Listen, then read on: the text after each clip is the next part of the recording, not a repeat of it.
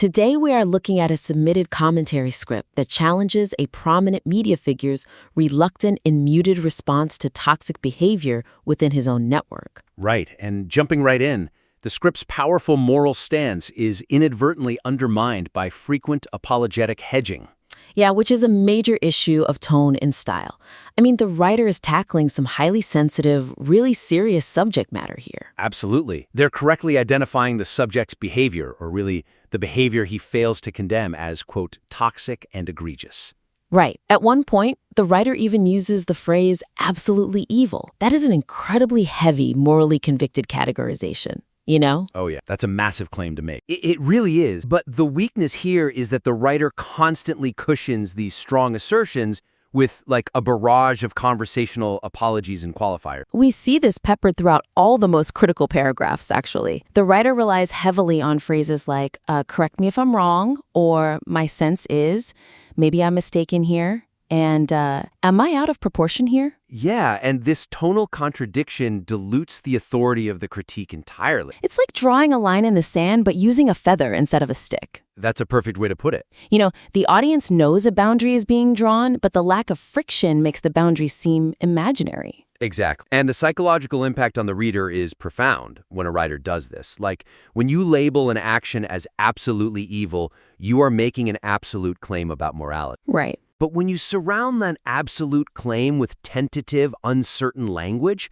the argument instantly sounds underconfident. It signals to the audience that the writer doesn't fully trust their own assessment of the situation. And, I mean, if the writer doesn't trust their own assessment, the audience is given implicit permission to just dismiss it as well. 100%. But, you know, we see this a lot in modern commentary. It's likely a byproduct of creators trying to mimic the casual cadence of unscripted conversation. Yeah, that casual podcast voice. Exactly. But let me play devil's advocate for a second regarding the writer's specific intent here. The subject of the critique is clearly in a tough personal spot. He's dealing with a colleague attacking a family friend. Right, it's messy. Super messy. So could the writer be using these hesitant phrases intentionally to build an empathetic bridge with the subject's audience rather than risking sounding like, an unsympathetic lecturer? Well, empathy is a really powerful tool in commentary, but we have to evaluate the cost of that empathy when it crosses over into intellectual timidity. Ah, that's a good distinction. Yeah, because in this specific context,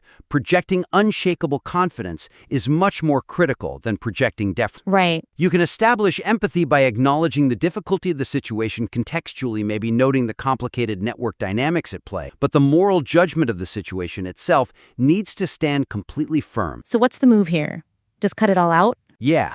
The suggestion here is to remove those apologetic qualifiers entirely. The writer needs to trust their own editorial judgment and let their moral assertions stand on their own weight, matching the gravity of the subject matter. Stripping away that padding changes the entire posture of the piece. To provide a concrete example of how to implement this shift, we can look at a specific line in the submitted text where the writer says, here it is. My sense is that you actually do have to, at least in one episode or two, spell out, and please, if I'm mistaken here, correct me if I'm wrong, but spelling out explicitly, this is wrong. Wow. Yeah, the hesitation practically swallows the point whole there. Right. The core argument is completely buried under the writer's anxiety about how the argument will be received. If we apply the suggestion, we transform that defensive posture into a definitive statement. How would you rewrite it? The writer should change it to something like, when you share an audience with a massive platform spreading toxic claims, you have an editorial duty to explicitly spell out why this behavior is wrong. Oh, that's so much stronger. That removes the permission-seeking element completely. It reestablishes the writer not as a tentative observer, but as a trusted authority who's actually guiding the moral compass of the room. Exactly. If something is truly egregious, treating it with rhetorical conviction isn't just an option, it's a structural requirement for the argument to hold weight. Yeah, and that demand for rhetorical conviction actually bleeds directly into our second point, which is how the writer handles the subject's main defense. Right. Moving into completeness and focus. The counter-argument regarding the subject's amplification defense is solid, but the analysis misses a crucial opportunity to expose the subject's internal contradictions. To break down the mechanics of that defense for a second, the media figure claims that calling out the bad behavior of his network colleague will only grow that bad actor's audience numbers. The classic don't feed the trolls defense. Right.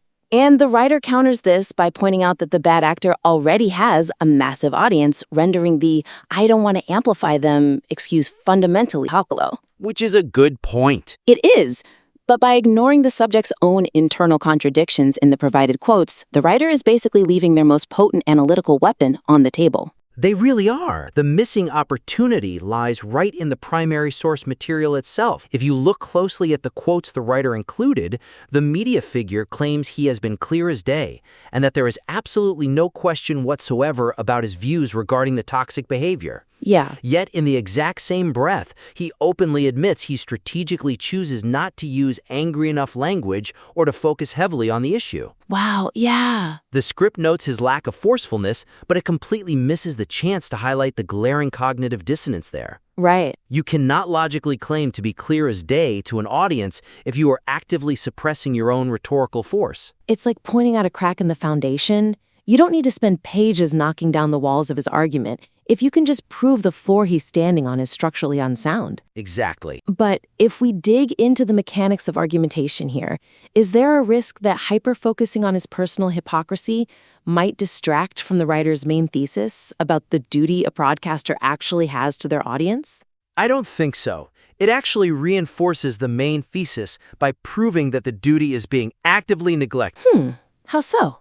Well, when a media figure uses words like clear as day, they are trying to substitute the frequency of their defense for the substance of their action. By dismantling his illusion of clarity, the writer proves that the audience is not receiving the unvarnished truth they are owed. That makes a lot of sense. So the suggestion here is to push the analysis one layer deeper by directly juxtaposing the subject's claims of ultimate clarity against his admitted tactical reticence. You use the subject's own words against him to prove that his version of clarity is just an illusion. Right, because in the medium of broadcasting, clarity isn't just about whispering a factual disagreement in a corner. It's dictated by the volume, the proportion, and the frequency of your response. Precisely. So, to translate this into a concrete change in the script, the writer needs to actively collide the subject's two contradictory statements, rather than just observing them separately, right? Exactly. They could add a segment saying something like, he claims he is being clear as day by calling the victim a national hero, but true clarity in media requires proportional rhetorical force. You cannot claim your stance is unmistakable while simultaneously boasting that you refuse to use forceful language to condemn the attacker. Ooh, yes. That juxtaposition totally shifts the nature of the critique. Instead of the writer simply saying, you aren't doing enough, the critique becomes your own defense logically collapses on itself. Right, which hits so much harder. It does. It requires a much higher level of analytical listening. Furthermore, when an audience hears someone claim to be clear while actively avoiding strong language, they physically feel that dissonance. Yeah, they know something's off even if they can't articulate it. Exactly. So by pointing it out explicitly, the writer validates the audience's intuition, articulating a contradiction the listener could feel but couldn't quite put into words. That feeling of audience dissonance doesn't just happen with the subject's words, though. It actually happens with the structure of the script itself. Yes, moving on to structure and flow. The abrupt transition from a sensitive, emotional critique into a dramatic documentary promotion severely disrupts the piece's tonal integrity. This is a structural misstep that impacts the actual physiological experience of the listener. The weakness here is the intense thematic whiplash. It's jarring, honestly. It really is. The script spends a considerable amount of time deep in a heavy, highly personal discussion. The text navigates boundaries, toxic behavior, egregious wrongs against a widow, and a broadcaster's severe moral failing. Heavy, heavy stuff. Right. And then, without a breath or a shift in pacing, the script reads, hey, just quickly, our new documentary lifts the lid, followed immediately by highly dramatic descriptions of a spiritual virus, the ancient tribe of Amalek, and these apocalyptic themes. It creates a real sense of betrayal regarding the parasocial contract we just discussed. The audience has been asked to invest their empathy into a real-world trauma, and the sudden pivot makes that earnest, moral weight feel like it was merely a warm-up act for a sensationalized ad read. That is exactly how it feels. Wait, though, in an algorithm-driven media space, isn't that sudden pivot kind of a necessary evil for audience retention? I mean, creators are constantly told they have a 3-second window to hook a listener into an ad read mid-breath before they just click away. Oh, the tension between algorithmic demands and editorial integrity is the defining challenge for modern creators right now. It really is. It is entirely understandable why a writer or producer would engineer a script to prevent audience drop-off. But tonal respect is paramount for a piece this serious. So you can't just sacrifice the tone for the retention metric. No, because if you successfully retain the audience through the ad read, but lose their underlying trust because you've cheapened your own moral argument with a jarring commercial transition, that retention metric is ultimately worthless. Yeah, they might stay for the ad, but they won't trust you next time. Exactly. The audience will remember the ick factor of the transition far longer than they'll remember the sponsor's name. So how do we fix it? The suggestion to fix this structural flaw is to either create a distinct, respectful structural break like a hard out, or to weave a brief, thoughtful thematic bridge that connects the core message of the commentary to the themes of the documentary. Okay, creators need practical tools to navigate this without destroying their monetization. So let's break down the concrete mechanics of both options. Let's do it. Option A, the hard break, prioritizes psychological separation. It allows the gravity of the commentary to actually settle before asking the audience to shift gears. Right. The writer could add a concluding sign-off for the main segment to let the audience breathe, stating something like, "We'll leave the discussion on accountability there for today. Thank you for listening." And that functions as a psychological partition. After that sign-off, you insert a clear audio or visual transition, a fade to black, a subtle music cue, or a title card. Just something to reset the brain. Yes. And when the ad read begins, it needs to start with a completely reset, slightly higher energy tone. It clearly signals to the viewer that the serious editorial portion has concluded and we are now moving into the business portion of the program. It fundamentally protects the integrity of the commentary. That's a great approach. But let's look at option B, the thematic bridge. This one requires more rhetorical finesse, but it maintains the momentum of the piece, which serves that retention anxiety we talked about. Right. It keeps them on the hook without being gross about it. Exactly. It draws a line between the two topics, so the transition feels like an inevitable expansion of the topic, rather than a commercial interruption. The preceding commentary was about the modern difficulty of holding toxic forces accountable. Yes. And the documentary being promoted is about a historical, spiritual toxic force in the form of a mallet. So the writer can use that shared DNA to build the bridge. The script could say something like, holding bad actors accountable in our modern media space is difficult. Historically, the challenge of confronting deeply ingrained toxic forces is something humanity has grappled with for thousands of years, which leads us to our new documentary. Oh, that's incredibly smooth. That framing validates the listener's continued attention.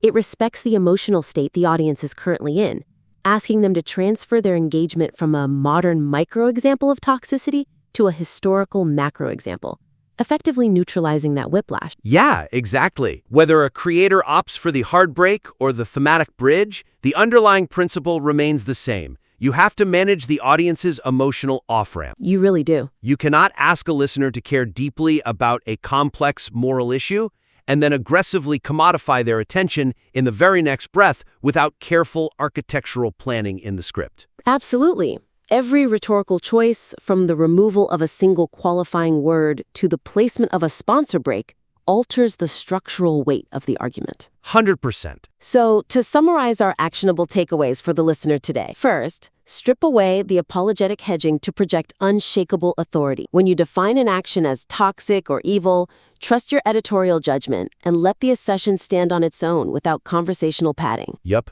Own your stance. Second, deepen your analytical counterarguments by exposing the subject's internal contradictions. Don't just point out what they are doing wrong. Use their own claims of ultimate clarity against their admitted tactical refusal to use forceful language. Use their own words against them. Exactly. And third, protect the tonal integrity of your piece by building a respectful thematic bridge or a clear hard break before transitioning from sensitive commentary into promotional material. Blindly structural and tonal shifts ensures that the commentary functions not just as a reaction to a media failing, but as a definitive, authoritative piece of media criticism that respects both the subject matter and the audience's investment. Well said. To the listener who submitted the script, we invite you to apply these notes, strip away the hesitation, and submit your revised work or any future projects back to the critique for further review. Until next time, keep refining, keep questioning, and keep writing.